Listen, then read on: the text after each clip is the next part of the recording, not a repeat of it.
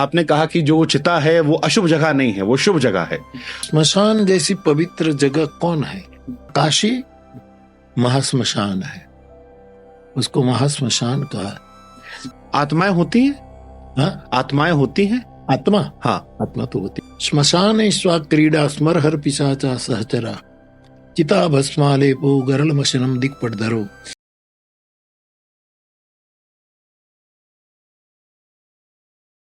अच्छा मुरारी बापू, जैसे हम लोग छोटे थे तो बचपन से बनारस जाया करते थे स्नान करने के लिए। तो मणिकर्णिका घाट जब हम जाए तो कई सारे ख्याल मन में आते थे, और जब कभी भी ऐसा भोज होता है लोगों के मृत होने के बाद तो कई बार लोग कहते हैं कि आके स्नान कर लो या थोड़ा बचो जाने से। आपने इसको लेकर भी धारणा बदलने की कोशिश की। आपने कहा कि जो चिता है वो अशुभ जगह नहीं है, वो शुभ जगह है।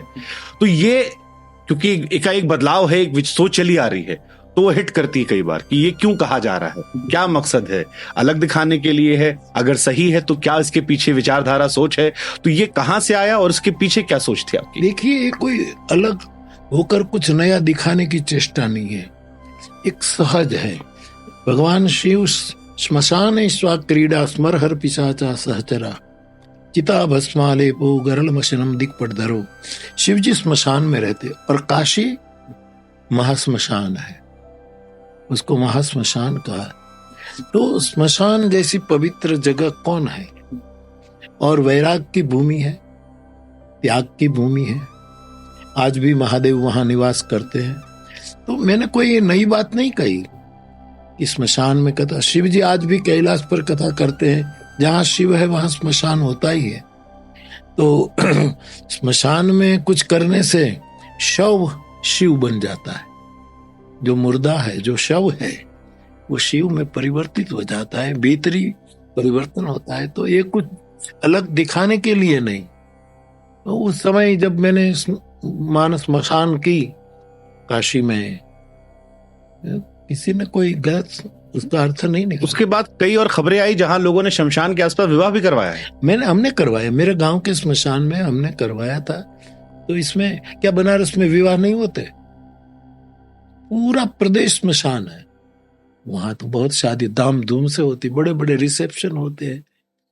तो ये स्मशान जैसे पवित्र स्थान में हो, गृहस्थ जीवन में प्रवेश करे, तब से ही फ्यूचर में वैराग दिखने लगे, तो बड़ा अच्छा है। इसमें क्या है?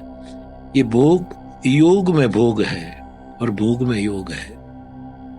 बहुत गहरी बात कही आपने वाली।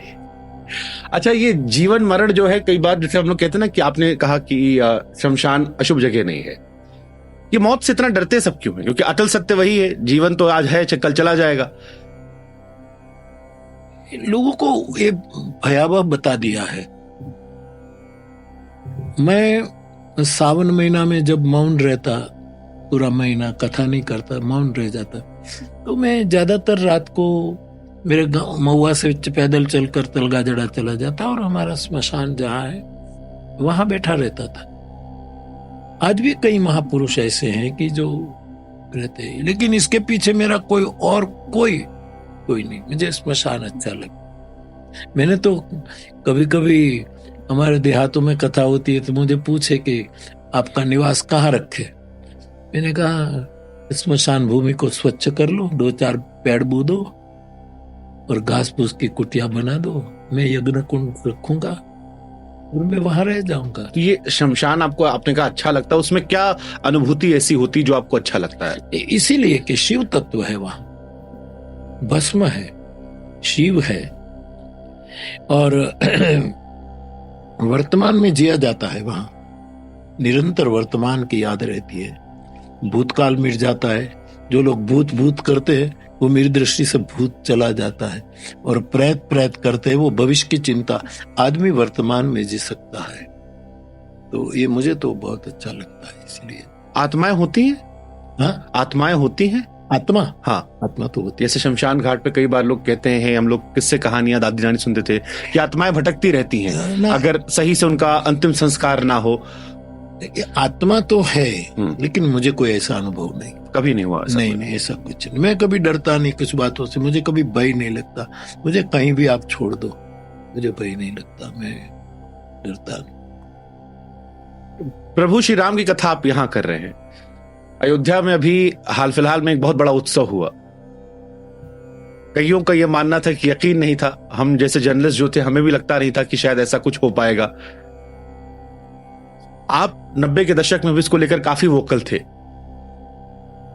आपके अंदर क्या चला? क्योंकि कई लोग ऐसे हैं जो बाद में टीवी पर नहीं आए, बट जब जरूरत थी, जब यह आंदोलन मुखर हुआ था, तब मुखरता से लगे थे, क्रेडिट लेने नहीं आए। आप उनमें से एक हैं जिन्होंने क्रेडिट नहीं मांगा, लेकिन अंदर क्या चला वो भावना हम जानना चाहते हैं। नहीं, मैं तो बहुत पहले से कह रहा हूं कि ये होना चाहिए और संवाद से होना चाहिए, कोई विवाद, कोई संघर्ष नहीं। और भगवत कृपा से सुप्रीम कोर्ट ने आदेश दिया, और जो लोग सोचते थे क्या होगा, क्या कुछ हुआ नहीं, और भगवत कृपा से ये सब। तो अयोध्या में राम का आना, भगवान कृष्ण तो जेल में जन्मे, बंदी गृह में, और सुबह तो निकाल दिए गए, और हमारे राम जी 500 साल तक दबे रहे।